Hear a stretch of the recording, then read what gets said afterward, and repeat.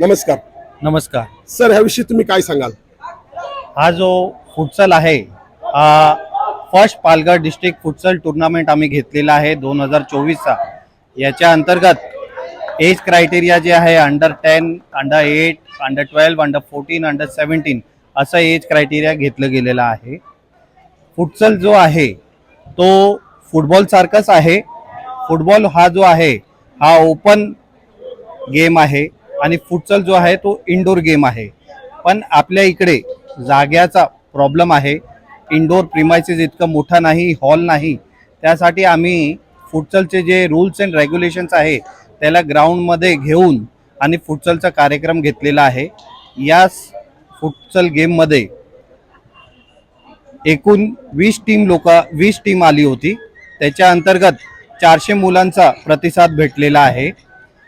हा जो फुटसल आहे